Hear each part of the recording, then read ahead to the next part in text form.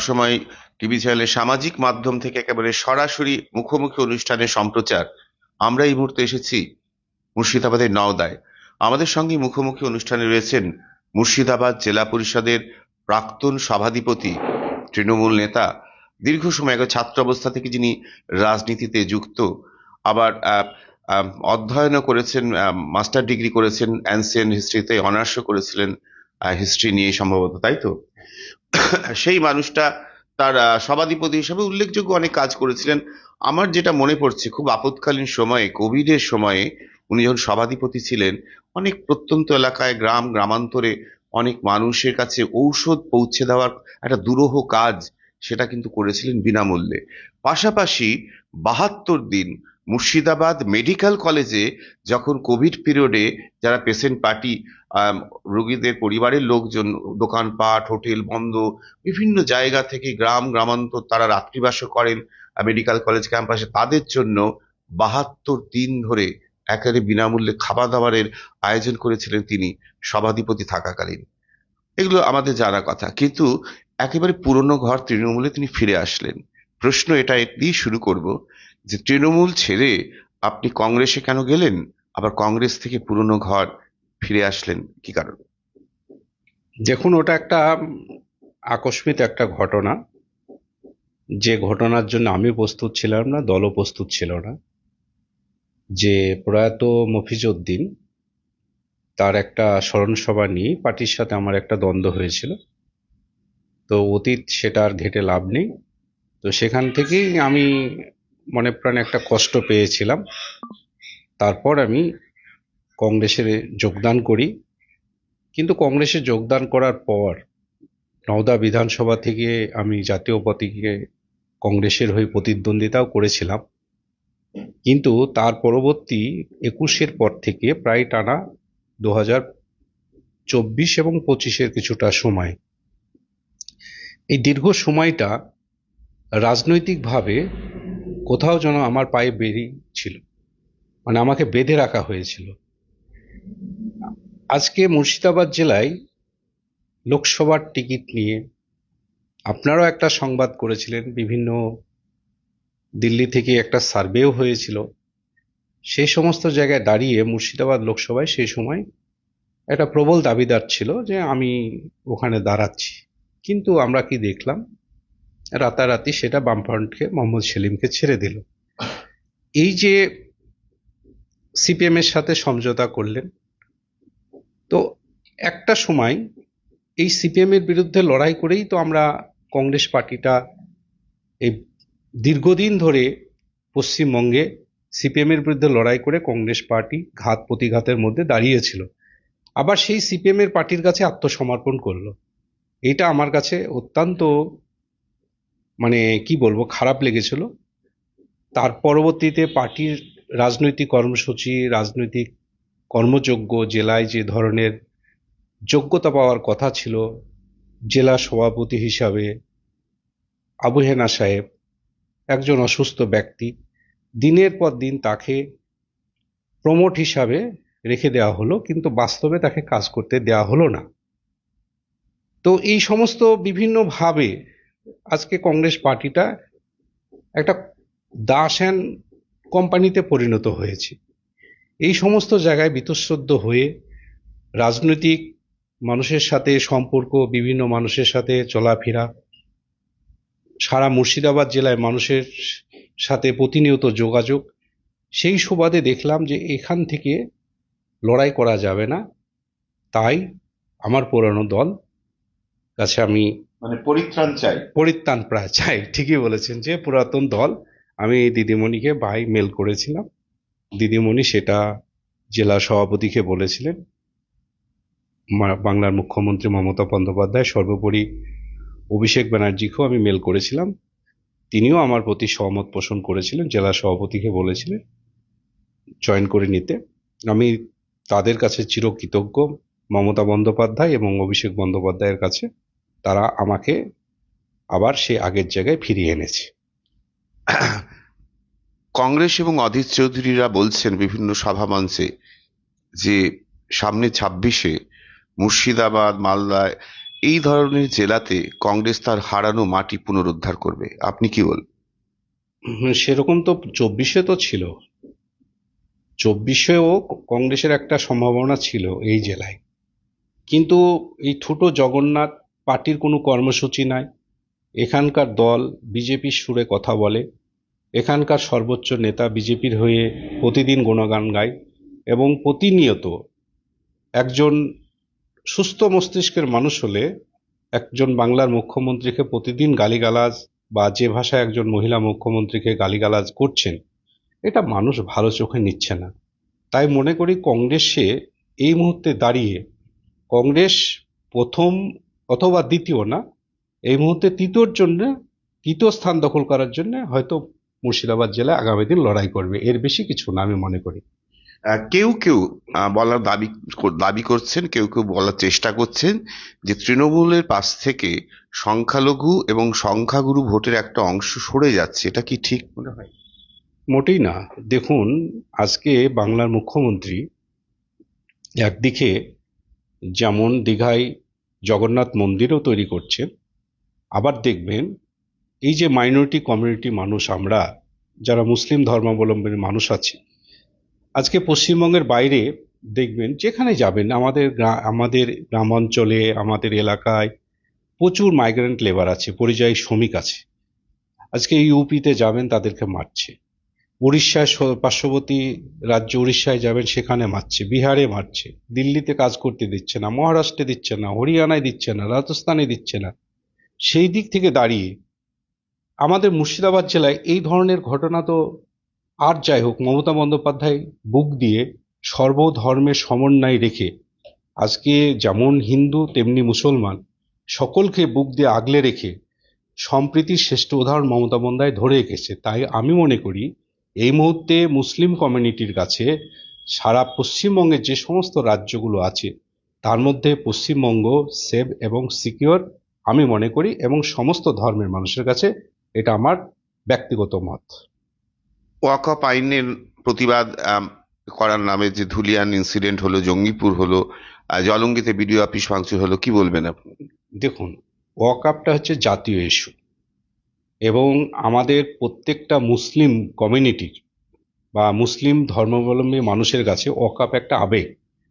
এই যে ওয়াকআপের সম্পত্তি, এটা একটা রাষ্ট্র বা একটা রাজ্য বা একটা জেলা বা যারা প্রশাসনিক দপ্তরে আছে, কেউ ওয়াকআপ আইনে বা কাউকে চাপিয়ে দেওয়ার রাজনীতি কেউ করতে পারবে না, আইন প্রণয়ন করতে পারবে না। না, হিংসার ঘটনা যেটা ঘটলো, আচ্ছা, আমি ধুলিয়ানে বাবা ছেলে মারা গেল, আর একজন সাধারণ একজন আমি ঘটনাটা বলছি।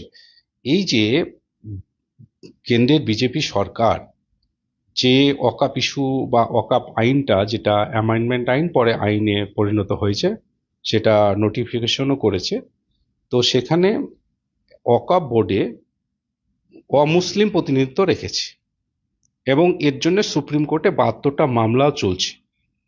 কিন্তু আমাদের মুর্শিদাবাদ জেলায় আনফর্চুনেটলি যে ঘটনাগুলো ঘটেছে, আমি মনে করি শামশেরগঞ্জ, আপনাদের জলঙ্গি, বিক্ষিপ্ত কয়েকটা জায়গায়, জঙ্গিপুর, কয়েকটা জায়গায় যে ঘটনাগুলো ঘটেছে, এগুলো অ্যাকচুয়াল যে ওয়াকফের উপর চাপিয়ে দেওয়া হবে তা না। আমার মনে হয় এগুলো নিয়ে স্থানীয় স্তরে নিজেদের মধ্যে একটা ভুল বোঝাবুঝি বা দীর্ঘদিনের একটা রেষারেষির একটা সম্পর্ক, বা তাদের মধ্যে সম্পর্কের বাতাবরণ বা বিরোধিতা তৈরি হয়েছিল। সেই জায়গায় দাঁড়িয়ে এই ধরনের ছোট্ট একটা ঘটনা মুর্শিদাবাদ জেলায় 72 লক্ষ, প্রায় এখন বর্তমানে 80 লক্ষর কাছাকাছি মানুষ বসবাস করে, তার মধ্যে ইনসিডেন্ট একটা ছোট্ট ঘটনাটাকে নিয়ে সারা মুর্শিদাবাদ জেলাকে কম্পেয়ার করা যাবে না আমি মনে করি। এই সমস্ত ওয়াকআপ ইস্যু, আমরা মুসলিম কমিউনিটির মানুষ ওয়াকআপের পাশে আছি, আগামী দিন থাকবো। আপনি একজনকে খুব দাদা বলতেন, এবং অনেকেই বলতো যে আপনি হচ্ছেন দাদার লোক। সেই দাদা আজকে তৃণমূল কংগ্রেসে নন, তিনি রাজ্যের বিরোধী দলনেতা। তিনি বলছেন হিন্দুদের সারভাইভ করতে গেলে পশ্চিমবঙ্গে হিন্দুদের এক হতে হবে এবং মমতা বন্দ্যোপাধ্যায় সরকারকে সরাতে হবে, কি বলবেন আপনি? সর্বোপরি ওনার জানা উচিত আছে, শুভেন্দু অধিকারীর জানা উচিত যে বাংলার যে মুখ্যমন্ত্রী সে মমতা বন্দ্যোপাধ্যায়, সে একজন ব্রাহ্মণ ঘরের সন্তান। তো প্রতিনিধিত্ব কারা করছে পশ্চিমবঙ্গে? প্রতিনিধিত্ব কারা করছে আজকে? যদি বড় বড় জায়গায় যদি প্রতিনিধিত্ব করেন, সে সমস্ত জায়গায় তো সেই হিন্দু কমিউনিটির মানুষই প্রতিনিধিত্ব করছে। এখানে হিন্দুরা এক হওয়ার এখানে কোনো প্রশ্নে ওঠে না। আজকে তাহলে অন্যান্য রাজ্যে তাহলে বিজেপি হাঁটছে কেন? আর বিজেপি তো 400 এসবার 400 পার বলেছিল, সেই জায়গায় দাঁড়িয়ে বিজেপির বিজয় রথ 232-এ থামলো কেন? এগুলো রাজনৈতিক একটা গিমিক এবং এলাকাকে অশান্ত করা, এই ধরনের বিজেপির স্লোগান। এই ধরনের স্লোগান থেকে হিন্দু মুসলিম সমস্ত কমিউনিটির মানুষকে বিরত থাকতে হবে। এই ধরনের রাজনৈতিক ব্যাপারী বা যারা এই ধরনের রাজনৈতিক বিভেদের কথা বলবে, সেই জায়গা থেকে তাদেরকে ইগনোর করতে হবে। এটা আমার বার্তা। অন্য একটা প্রশ্নে আসি। যেহেতু আপনি সভাধিপতি হিসেবে একটা গুরুত্বপূর্ণ দায়িত্ব সামলেছেন, এবং আমার যতটুকু মনে হয় যে তৃণমূল কংগ্রেসের মুর্শিদাবাদে প্রতিষ্ঠার ক্ষেত্রে যে কয়েকজনের হাতে গোনা দু একজনের নাম করতে হয়, মান্নান হোসেন বাদ দিয়েই আমি বলছি, মান্নান হোসেনের অবশ্যই অবদান রয়েছে, সুব্রত সাহার রয়েছে, এবং তার পরবর্তী ক্ষেত্রে একেবারে জেলা পরিষদ ভেঙে দিয়ে তৃণমূলের করার ক্ষেত্রে আপনার মানে দলের শক্তি বৃদ্ধির ক্ষেত্রে মুর্শিদাবাদ জেলায় আপনার অবদানও অনস্বীকার্য। সেটা কি মনে পড়ছে আপনার? দেখুন, আমি বললে তো আর হবে না। যেটা জানি যে 2014 সালের পর মরহুম মান্নান সাহেব যখন তৃণমূল কংগ্রেসে যোগদান করে, তখন মুর্শিদাবাদ জেলায় আস্তে আস্তে তৃণমূলের সংগঠনটা উত্তরোত্তর বৃদ্ধি পাচ্ছিল। তারপর সুব্রত সাহা, তারপর 2016-র 10ই আগস্ট আমার বেশ মনে পড়ে, কলকাতার তৃণমূল ভবনে সুব্রত সাহা 11 থেকে 11 থেকে না, 11 থেকে হলেও সেই সময় কিন্তু অতটা গ্রোথ হয়নি তৃণমূলের। 2014-র পর পার্টিটা এখানে লড়াচড়া শুরু করে এবং সাংগঠনিকভাবে মিটিং মিছিলগুলো হয়। তো আমরা দেখলাম 2016-তে যখন আমরা 10ই আগস্ট তৃণমূল ভবনে প্রায় আমি সহ 10 জন জেলা পরিষদের নির্বাচিত সদস্য আমরা সেদিন তৃণমূল কংগ্রেসে যোগদান করি মমতা বন্দ্যোপাধ্যায়ের আদর্শে। তারপর 70টা সিটের মধ্যে একটা মাত্র তৃণমূলের সিট ছিল, সাগরদিঘি রফিকুল ইসলাম। 69টা কিন্তু ছিল কংগ্রেস এবং বামফ্রন্টের। তাহলে আমরা এই যে মেজরিটি যে মুর্শিদাবাদ জেলা পরিষদে তৃণমূলের কিভাবে আনলাম? 10টা প্রথমে আমরা জয়েন করালাম, তারপর আরো 15টা জয়েন করালাম। এই বিভিন্ন 3টে ধাপে প্রায় আমরা 45 জন জেলা পরিষদের মেম্বারকে যোগদান করে মুর্শিদাবাদ জেলা পরিষদ তৃণমূল পরিচালিত জেলা পরিষদ হলো। তারপর 250টা গ্রাম পঞ্চায়েতের মধ্যে অধিকাংশ গ্রাম পঞ্চায়েত তখন ধীরে ধীরে কনভার্ট হতে লাগলো তৃণমূলে, পঞ্চায়েত সমিতি তৃণমূলে কনভার্ট হতে লাগলো। আমি মনে করি রাজনৈতিকভাবে বা গভর্নমেন্টের যে সাফল্য 2016 সালে 10ই আগস্টের পরই মুর্শিদাবাদ জেলা পরিষদ দখলের মধ্যে দিয়ে মুর্শিদাবাদ জেলায় তৃণমূলের ডেভেলপমেন্ট বলেন, তৃণমূলের উন্নয়ন বলেন এবং মানুষের উন্নয়ন বলেন, সবটাই শুরু হয়েছিল মুর্শিদাবাদ জেলা পরিষদ তৃণমূল পরিচালিত বোর্ড হওয়ার পর থেকে। আর সেটা আমাদের দ্বারাই হয়েছিল, সেটা মুর্শিদাবাদ জেলার মানুষ জানে। আমি সামাজিক মাধ্যমে আপনার একটা ছবি দেখছিলাম যে কেন্দ্রীয় জওয়ানদেরকে, কেন্দ্রীয় বাহিনীর সদস্যদেরকে আপনি গোলাপ দিচ্ছিলেন। এটা আসলে নওদায় কেন্দ্রীয় বাহিনীর যারা জওয়ানরা একটা অন ডিউটিতে ওনারা ছিলেন, রাস্তা দিয়ে যাচ্ছিলেন। আর আমাদেরও তৃণমূল পার্টির রাজ্যের ঘোষিত প্রোগ্রাম ছিল 17 এবং 18 ভারতবর্ষের সেনানায়কদের প্রতি সম্মান জানানো, তাদেরকে কুর্নিশ জানানো। কুর্নিশ জানানোর কারণটা কি?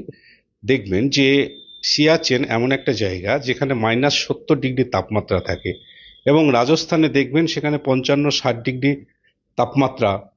এই যে একটা জায়গায় -70 ডিগ্রি আর এক জায়গায় প্লাস আপনার 50-50 ডিগ্রি, এই যে আমরা নিশ্চিন্তে ঘুমিয়ে থাকি, এর সবটাই কৃতিত্ব কিন্তু ভারতীয় সেনাবাহিনী। আজকে অপারেশন সিঁদুর ভারতবর্ষের সেনাবাহিনী একদিকে কর্নেল সোপিয়া আর বমিকা সিং এবং পররাষ্ট্র হচ্ছে বিক্রম মিশ্র, এরা যখন প্রেস বাইট করে ভারতীয় সেনাবাহিনীর সাফল্য যখন তুলে ধরলেন, তখন প্রত্যেকটা ভারতবাসীর বা আমারও নিজেকে গর্ববোধ হচ্ছিল ভারতবর্ষের সেনাবাহিনীর প্রতি। সেই জায়গায় দাঁড়িয়ে ভারতবর্ষের সেনাবাহিনীকে সম্মান জানানো, তাদের প্রতি মানে তাদেরকে কুর্নিশ জানানো, এটা আমার সৌভাগ্যের বিষয় আমি মনে করি, আর সেটা পেয়েছিলাম, আর সেটা আমরা করেছিলাম। বহরমপুরের সাংসদ বিশ্ববিখ্যাত ক্রিকেটার ইউসুফ পাঠানকে কেন্দ্রীয় সরকার পাকিস্তানের বিরুদ্ধে জনমত তৈরি করার জন্য বিদেশের আহ, মানে ইন্ডিয়ার টিম হিসেবে দূত হিসাবে পাঠানোর জন্য তার নাম প্রস্তাব করেছিল, তিনি যদিও যাচ্ছেন না। এটা নিয়ে অভিযোগ করা হচ্ছে যে তৃণমূল সংকীর্ণ রাজনীতি করছে, কি বলবেন আপনি? দেখুন, কেন্দ্রে বিজেপি সরকার যখন কোনো প্যানেল বা কোনো সাংসদকে কোনো জায়গায় বা কোনো পররাষ্ট্রনীতি বা কোনো পররাষ্ট্র ক্ষেত্রে যখন পাঠানো হবে, তখন সংশ্লিষ্ট দলের সর্বোচ্চ নেত্রীর কাছে তাদেরকে আগে পারমিশন নিতে হয়। সেটা বিজেপি পার্টি সেই ধরনের শিষ্টাচার দেখায়নি। দলকে না জানিয়ে একটা সাংসদের নাম তিনি পাবলিশ করে দিয়েছে। এটা দল মনে করেছে এটা নীতি বিরোধী। এই জায়গায় দাঁড়িয়ে দল ডিসাইড করবে ইউসুফ পাঠান যাবে না অভিষেক বন্দ্যোপাধ্যায় যাবে না আমাদের আরো কোনো সাংসদ যাবে। না, এখানে তো কোনো দল নয়, কেন্দ্রীয় সরকার এবং একজন সাংসদ, কিন্তু যে দল থেকে নির্বাচিত হোক কিন্তু সাংসদ হয়ে যাচ্ছেন। কেন্দ্রে যে দলীয় সরকারই থাকুক না, সেটা তো কেন্দ্রীয় সরকার। দেশের স্বার্থে লড়াইতে এই ক্ষেত্রে একটা না সমালোচনা না, আমার সমালোচনার ঝড় এখানে কিছুই না। আমাদের সর্বোপরি আমাদের যে সমস্ত সাংসদরা জিতেছে তাদের পিছনে তো একটা পার্টির লোগো আছে। তো সেই জায়গায় দাঁড়িয়ে আপনি আমাকে পাঠাবেন বা আপনি আমাকে একটা আমন্ত্রণ পত্র পাঠাবেন বা কোথাও আমার নাম মনোনীত করবেন, সেটা দল জানবে না। এই জায়গায় দাঁড়িয়ে আমাদের আপত্তি আছে। আমরা ইউসুফ পাঠানকে আমাদের দল পাঠাবে, কিন্তু দলনেত্রী আছে, পার্টির প্যানেল হবে, পার্টির প্যানেল থেকে কে কে যাবে সেটা পার্টি ডিসাইড করবে, সেটা বিজেপি ডিসাইড করতে পারে না। এই জায়গায় দাঁড়িয়ে আমাদের আপত্তি ছিল, আর সেটা পার্টি করেছে। 100 বার যাবো আমরা দেশের স্বার্থে। আমাদের সাংসদরা আজকে অপারেশন সিঁদুরের সাফল্যে আমাদের সাংসদরা বিভিন্ন রাষ্ট্রে যাবে, কিন্তু বিজেপির যে সংকীর্ণ রাজনীতি, এই সংকীর্ণ রাজনীতির বিরোধিতাটা করেছে দল। অনিবার্যভাবে, যেহেতু নওদার ভূমিপুত্র আপনিও, আবার একই সঙ্গে নওদায় বিধায়ক রয়েছেন শাইনা মমতাজ রয়েছেন, এবং নওদার মানুষ সাংসদ আবু তাহের খান রয়েছেন, আবার জেলা পরিষদের শিক্ষা কর্মাধ্যক্ষ সফিউজ্জামান শেখ, তিনিও নওদারই ভূমিপুত্র। আপনার সঙ্গে বিধায়কের সম্পর্ক কেমন? আমি আমি ওনাকে 2018-তে শাইনা মমতাজ একজন ঘরের পুত্রবধূ ছিলেন, তাকে আমি জেলা পরিষদে প্রার্থী করেছিলাম 2018-র পঞ্চায়েত নির্বাচনে। তারপর বাই ইলেকশনেও শাইনা মমতাজকে এমএলএ এখান থেকে নমিনেশন দল দিয়েছিল, আমি তারই ভোট করেছিলাম, তাকে জিতিয়েছিলাম। এটা তো সবাই জানে, নওদার মানুষ। সাংসদ আবু তাহের খান আর শিক্ষা কর্মাধ্যক্ষ, তারাও নওদারই ভূমিপুত্র, তাদের দুজনের সঙ্গে সম্পর্ক কেমন আপনার? না, আমাদের কথা হয়? আবু তাহের সাহেব সিনিয়র লিডার, বর্ষিয়ান লিডার, তার নেতৃত্ব আমরা একসময় দল করেছি। তার সাথে আমার সম্পর্ক কোনোদিনই খারাপ না, আগামী দিনও থাকবে না। এবং তার যদি কোনো আমার প্রতি কোনো আহ্বান থাকে বা আমাকে যদি কোনো নির্দেশ করে, নিশ্চয়ই আমি করব। এবং আমার সকলের সাথেই সম্পর্ক ভালো, এটুকু আপনাকে নির্দ্বিধায় বলতে পারি। একটা অভিযোগ উঠলো যে আপনি তৃণমূল কংগ্রেসে যেই ফিরে আসলেন, তৃণমূল কংগ্রেসের নতুন করে একটা গোষ্ঠীদ্বন্দ্ব শুরু হলো। আপনি নাকি তৃণমূল কংগ্রেসের হাবিব মাস্টারদের অফিস দখল করে নিয়েছেন। এই বিষয়টা কি অ্যাকচুয়ালি? এটা আমি জানি না। ব্যাপারটা হচ্ছে, আমি জয়েন করার আগেই ওখানে একটা কর্মতীর্থ তৈরি হয়েছিল, সেটাও আমার আমলে, আমি যখন সভাধিপতি ছিলাম। ওই কর্মতীর্থ মমতা বন্দ্যোপাধ্যায় এবং পশ্চিমবঙ্গ সরকারের উদ্দেশ্য ছিল যে কর্মতীর্থগুলো তৈরি করা হয়, যে গ্রাম বাংলার যারা বেকার যুবক যুবতী আছে, যারা চাকরি পায় না, তাদেরকে অল্প খরচে বা অল্প পয়সায় একটা করে ঘর দেয়া হবে, সেই ঘরে তারা ব্যবসা করবে। সেই 2021 সালে ওটাকে আমরা শেষ করেছি। তো ওখানে একটা পার্টি অফিস পক্ষান্তরে শুনলাম, আমি তখন কংগ্রেসই করতাম, তাই শুনলাম যে ওখানে একটা পার্টি অফিস হয়েছে। তো সেখানে ওখানকার অঞ্চল সভাপতি আওলাদ মাস্টার আছে, ও 2021 সাল থেকে অঞ্চল সভাপতি আছে। তাদের সাথে হাবিব মাস্টারের দ্বন্দ্ব। এই জায়গায় দাঁড়িয়ে আমি পার্টিতে যোগদান করলাম না, আমার নামে রুটি দেয়া হলো। আর ওখানে বহাল তড়িওতে পার্টি অফিস আছে, তো সরকারি জায়গায় কেন আবার নতুন করে আর একটা পার্টি অফিস করতে যাব? অঞ্চল সভাপতি সেখানে বসে, ব্লক সভাপতি নিজেও ওখানে মিটিং করে এসেছে। তো এই ধরনের ঘটনা হাস্যকর, এবং দল এই ধরনের ঘটনাকে পারমিট করে না। শেষ দিকে চলে এসেছি। আপনারা দেখছেন সবসময় একবার সামাজিক মাধ্যম থেকে লাইভ স্ট্রিমিং। আমাদের সঙ্গে রয়েছেন মুর্শিদাবাদ জেলা পরিষদের প্রাক্তন সভাধিপতি, পরীক্ষিত রাজনৈতিক ব্যক্তিত্ব, তৃণমূল নেতা মোশাররফ হোসেন মধুদা। আপনার আমলে আপনি যখন সভাধিপতি ছিলেন, সব থেকে গুরুত্বপূর্ণ কোন কাজটা মুর্শিদাবাদের জন্য করতে পেরেছিলেন? মুর্শিদাবাদ ভবন, যেটা 72 লক্ষ মানুষের মুর্শিদাবাদ জেলার দীর্ঘদিনের দাবি ছিল, মুর্শিদাবাদে আমাদের একটা থাকার জায়গা হোক, স্কুল, কলেজ, চিকিৎসা। কলকাতায় নিউ টাউন, রাজারহাট। তো আমাদের 1999 সালে হিডকোর কাছে জমি পেয়েছিল, বামফ্রন্ট সরকার নিয়েছিলেন। সেই জমিটা আমি যখন সভাধিপতি হই, তখন হিডকো জমিটা রিটার্ন নেওয়ার জন্য আমাদেরকে চিঠি করে যে আপনাদেরকে এত দিন হলো এই জমিটা আমরা প্রোভাইড করেছি, আপনারা এখনো কোনো কনস্ট্রাকশন বা বিল্ডিং করেননি, তো আমাদের জমিটা আমাদেরকে ফিরে দেওয়া হোক। তারপর আমরা এডিএম, আমরা ডিএম সাহেব, আমাদের তৎকালীন যারা কর্মাধ্যক্ষ ছিল সকলকে নিয়ে বসলাম। বসে আমরা সিদ্ধান্ত নিলাম, যেমন অন্যান্য জেলার ভবন আছে, বা কলকাতায় যদি যান আসাম ভবন পাবেন, নাগাল্যান্ড ভবন পাবেন, মিজোরাম ভবন পাবেন, এই ধরনের অনেক কিছু আছে। তা আমাদের জেলার মানুষের জন্য কিছু নেই, সেটা ভেবে তো নিউ টাউনে এই মুর্শিদাবাদ ভবন সেই দিন ওন ফান্ড থেকে, জেলা পরিষদের কোনো টাকা না, মানে কোনো স্কিমের টাকা আমরা নিয়ে যেতে পারবো না, যেহেতু জেলার বাইরে, আমরা মুর্শিদাবাদ জেলার জেলা পরিষদের ওন ফান্ড থেকে, যে ফেরিঘাট থেকে, যেখানে বছরে 2.5 কোটি টাকা উঠতো মুর্শিদাবাদ জেলা পরিষদের 16-17টা ফেরিঘাট থেকে, আর আমি সেইবারই অনলাইন অকশন ফেরিঘাট করে 8.5 কোটি টাকা তুলেছিলাম। তো সেই ফেরিঘাটের টাকা দিয়ে আমরা মুর্শিদাবাদ ভবন কলকাতায় তৈরি করেছিলাম, এবং সেটা মুর্শিদাবাদ জেলার মানুষকে উপহার দিয়েছিলাম, আপনারা জানবেন। পাশাপাশি মুর্শিদাবাদ জেলায় রবীন্দ্র সদনের পরে বড় কোনো অডিটোরিয়াম নেই। দেখবেন মুর্শিদাবাদ জেলা পরিষদ যেটা ট্যুরিজম হাব যেটা হয়েছে, সেটাও আমার তৈরি করা। ওখানে আমরা অডিটোরিয়াম যেটা করেছি, প্রায় 800 আসন বিশিষ্ট। তারপর হিস্ট্রিক্যাল মিউজিয়াম আছে, জুওলজিক্যাল মিউজিয়াম আছে, বিভিন্ন কটেজ আছে, তা এই ধরনের উদ্যান আছে, পার্ক আছে, পুকুর আছে, সব মিলিয়ে একটা ট্যুরিজম হাব যা দরকার সেটা আমরা করেছি। তারপর পাশাপাশি দেখবেন যে কতগুলো আমাদের গুরুত্বপূর্ণ মুর্শিদাবাদ জেলার সাব ডিভিশনে কতগুলো প্লেস আছে, জায়গা আছে, যেমন কান্দির অডিটোরিয়ামটা আমরা সেই সময় টাকা দিয়ে ওটাকে আধুনিকীকরণ করেছি। তারপর জঙ্গিপুরে দেখবেন যে দাদাভাই বলা হয় যার, তার নামকরণে জঙ্গিপুরে অডিটোরিয়ামটা আমি ওটাকে কমপ্লিট করেছি, সেখানেও মানুষের সুবিধার্থে সেটাও করা হয়েছে।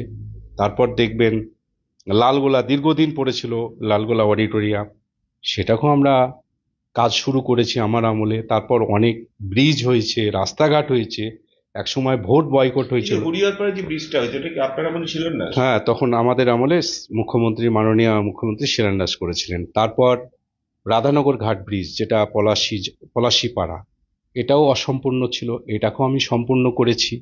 তারপর টুঙ্গির ব্রিজ, সেখানেও টাকা এনে দিয়ে আমার। আলীনগরের ব্রিজ, সেটাও সম্পূর্ণ হয়েছে। তারপর দুটো গুরুত্বপূর্ণ দিক, 2019-এ দেখবেন ভোট বয়কট হয়েছিল মুর্শিদাবাদ জেলায় লোকসভা কেন্দ্রে। একটা হচ্ছে দুধসর সর্বঙ্গপুর, আর একটা হচ্ছে ভাদুর। এই দুটো এলাকা দীর্ঘদিন ধরে তারা বঞ্চিত ছিল, রাস্তাঘাট ছিল না।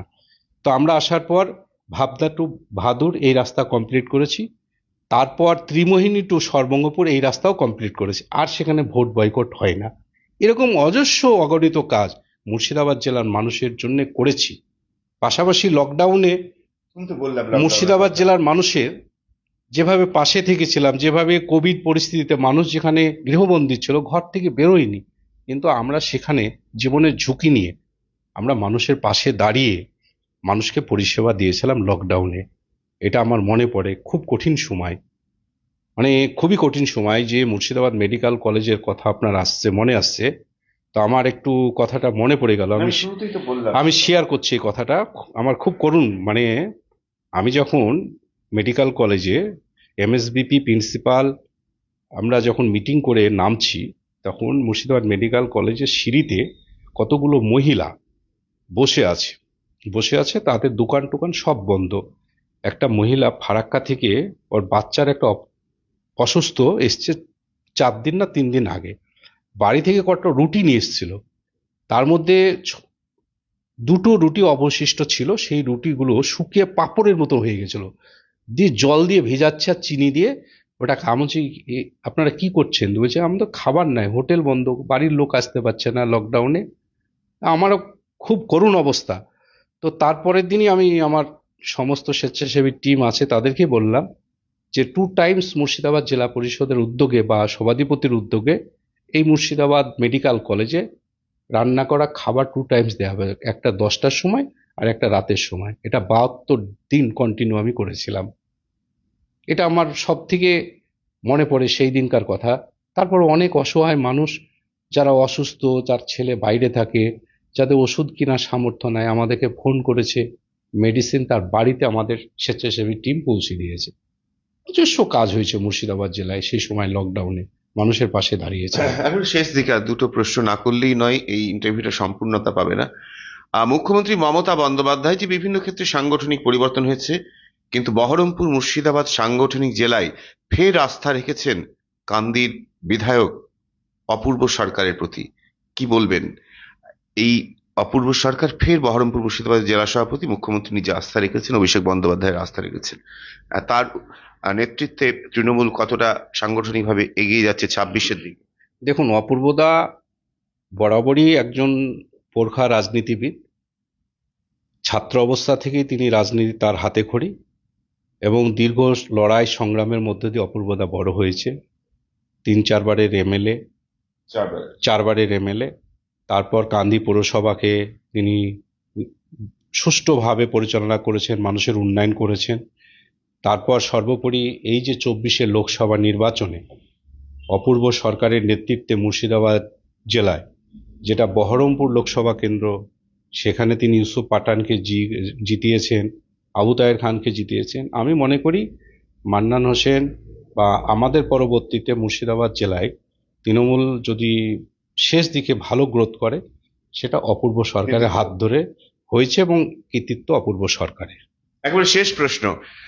মুর্শিদাবাদে এই মুহূর্তে যা পরিস্থিতি, 26-এর ভোটের আগে মোট 22টি বিধানসভার মধ্যে 2টি বহরমপুর এবং মুর্শিদাবাদ বিজেপির দখলে রয়েছে। সাগরদিঘি বাম কংগ্রেস জোট জিতেছিল, পরবর্তীতে উন্নয়নে সামিল হয়েছে বাইরন বিশ্বাস, তিনিও তৃণমূলেরই বিধায়ক। 20 জন তৃণমূলের, 2 জন বিজেপির। 26-এ কি দাঁড়াবে রেজাল্টটা? আমরা বিরোধী শূন্য করব। আপনাকে কি 26-এ নতুন রূপে, সক্রিয়ভাবে, নতুন পরিচয়ে মুর্শিদাবাদের মানুষ, রাজ্যের মানুষ দেখতে পাবে? না, সেটা তো ধরেন দল তো আমাকে গ্রহণ করেছে, এবং আগামী দিন দল ডিসাইড করবে, দল ভাববে যে আমাকে পার্টির কাজে লাগাবে না প্রশাসনিক কাজে লাগাবে, সেটা দলের ব্যাপার। আমি, দল যে জায়গায় আমাকে ভালো মনে করবে বা দল যে জায়গায় আমাকে যোগ্য মনে করবে, আমি সেই জায়গায় কাজ করতে ইচ্ছুক। অনেক ধন্যবাদ। আপনারা দেখছেন লাইভ স্ট্রিমিং। আমাদের সঙ্গে ছিলেন প্রাক্তন সভাধিপতি, তৃণমূল নেতা, পরীক্ষিত রাজনৈতিক ব্যক্তিত্ব মোশাররফ হোসেন মধু। মধুদা, আমাদের সময় দেওয়ার জন্য অনেক ধন্যবাদ। সব সময়ের পক্ষ